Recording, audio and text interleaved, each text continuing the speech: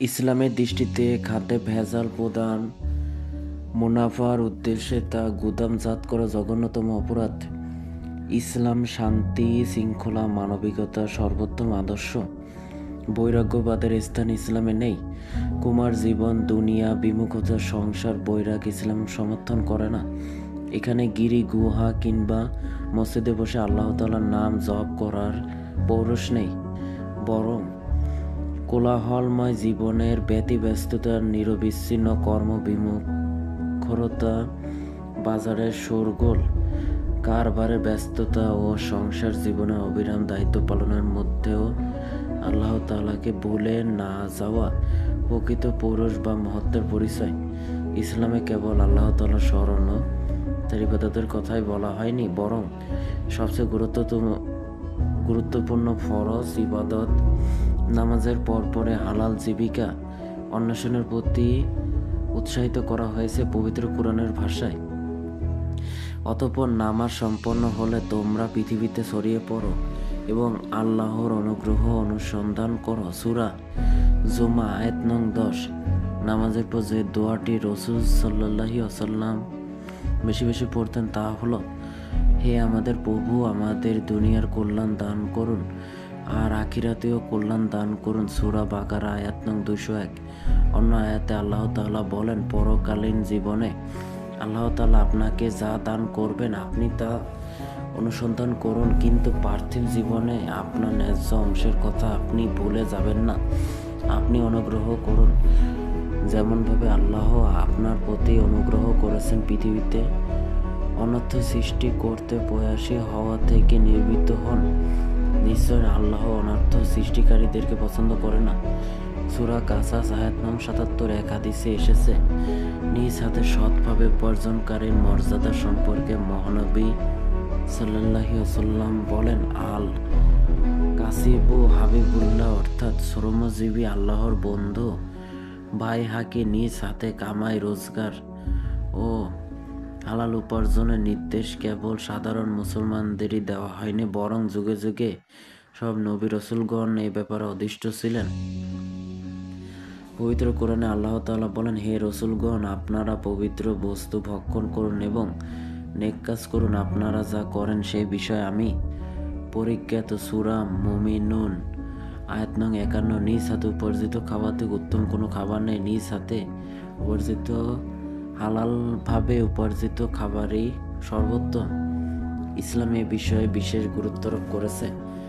ইসলামের ইতিহাস পর্যালোচনা করলে দেখা যায়, যুগে যুগে এই নির্দেশনা মোতাবেক সম্মানিত নবী রাসূল ও অলিয়া আউলিয়াগণ নিজেদের জীবন পরিচালনা করেছেন। উদাহরণস্বরূপ কয়েকজনের নাম করা যায়, যেমন আমাদের আদি পিতা হযরত আদম আলাইহিস সালাম কৃষিকাজ ও তাঁতের কাজ করেছেন, শিকার করেছেন তিনি।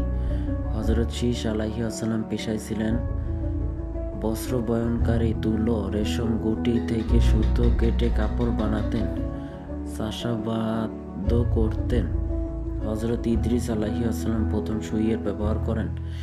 শীস আলাইহিস সালাম থান কাপড় বানাতে জানতেন, আর ইদ্রিস আলাইহিস সালাম তো সেলাই করে জামায় রূপান্তরিত করেন। নবী হযরত নূহ আলাইহিস সালাম জীবিকার দিক দিয়ে ছিলেন কাঠের জিনিস তৈরি শিল্পী। হযরত হুদ আলাইহিস সালাম ব্যবসার সূচনা করেন। পশুপালনও করতেন তিনি। অনেকটা জেনারেল স্টোর জাতীয় দোকানে প্রয়োজনীয় দ্রব্যাদির ব্যবসা করতেন। হযরত সালেহ আলাইহিস সালাম খামারি ও মিল্ক প্রোডাক্ট তৈরি কাজের সূচনা করেন। উট পালন এবং এই দুধ বিক্রি করে জীবিকা নির্বাহ করতেন তিনি। হযরত লূত আলাইহিস সালাম মৎস্য শিকার ও কৃষিকাজ করতেন। হযরত হুদ আলাইহিস সালাম ছিলেন ব্যবসায়ী। হযরত ইব্রাহিম আলাইহিস সালাম কৃষি পেশা গ্রহণ করেছিলেন। হযরত ইব্রাহিম আলাইহিস সালাম স্থপতি ও নির্মাতা ছিলেন। হযরত ইসমাইল আলাইহিস সালামের পিতা ইব্রাহিমের মতো একই পেশায় ছিলেন, সেই সঙ্গে শিকারও করতেন। একদ্বিত হযরত শোয়েব আলাইহিস সালাম পশুপালন করেছেন ও বাজারে এগুলো দুধ বিক্রি করতেন। হযরত শোয়েব আলাইহিস সালাম কৃষিকাজ ও পশুপালনকারী ছিলেন। হযরত দাউদ আলাইহিস সালাম লৌহ ইস্পাতের ব্যবহারে নানা ধরনের যন্ত্র যুদ্ধাংশ তৈরি করতেন। হজরত ইসাক আলাইহিসসালাম মেষ পালক ও শিকারী ছিলেন। হজরত ইয়াকুব আলাইহিসসালাম ছিলেন পশুপালনকারী। হজরত ইউসুফ আলাইহিসসালাম সরকারি দায়িত্বে নিয়োজিত ছিলেন। কৃষি অর্থ পরিকল্পনা দপ্তরের দায়িত্ব পালন করেন। পরে মিশরের শাসকের দায়িত্ব পালন করেন। হজরত আইয়ুব আলাইহিসসালাম পেশায় ছিলেন কৃষিকাজ। হজরত মুসা আলাইহিসসালাম পশুপালনকারী ছিলেন। তিনি হজরত শোয়েব আলাইহিসসালামের পশু চরণ কর্মী হিসেবে নিয়োজিত ছিলেন। হজরত হারুন আলাইহিসসালাম পেশায় দাপ্তরিক কর্মকর্তা ছিলেন। হজরত সুলাইমান আলাইহিসসালাম বিশ্বের ইতিহাসে সর্বকালের সর্বাধিক ক্ষমতাবান শাসক ছিলেন। হজরত জুলফিকার আলাইহিসসালাম বেকারি কর্মী ছিলেন। হজরত ইলিয়াস আলাইহিসসালাম টেক্সটাইল, রেডিমেড গার্মেন্টস ব্যবসা আর কৃষিকাজ করতেন। হজরত ইউনুস আলাইহিসসালাম তার পিতার মতনই মৎস্য শিকারী ছিলেন, মাছ ধরে জীবিকা নির্বাহ করতেন। হজরত উজাইর আলাইহিসসালাম গার্ডেনার ছিলেন। হজরত জাকারিয়া আলাইহিসসালাম কাঠমিস্ত্রি ছিলেন। হজরত ইয়াইয়া আলাইহিসসালাম পেশায় ছিলেন শিকার ও বন থেকে ফলমূল সংগ্রহ। হজরত ঈসা আলাইহিসসালাম হিসেবে শিকারীকে বেছে নিয়েছিলেন। আল্লাহর হস্তে রোগীর চিকিৎসা করতেন। আমাদের প্রিয় নবী হজরত মুহাম্মদ সাল্লাল্লাহু আলাইহি ওয়াসাল্লাম চাচাতো ভাইদের সাথে উট, ছাগল, ভেড়া, দুম্বা চড়িয়েছেন। সম্মানের বিনিময়ে অন্যের ব্যবসায়ী কাফেলার তত্ত্বাবধানের দায়িত্ব নিয়োজিত হন।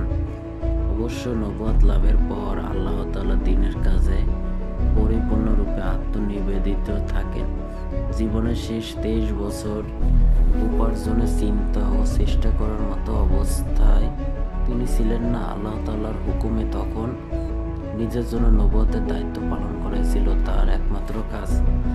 কেবল হজরত সুলাইমান আলাইহিসসালাম, ইউসুফ আলাইহিসসালাম আর হারুন আলাইহিসসালাম ব্যতীত বাকি সব নবীদের জন্য আল্লাহ তাআলা নির্ধারণ করেছেন সাধারণ জনগণের বা আম মানুষের জীবিকা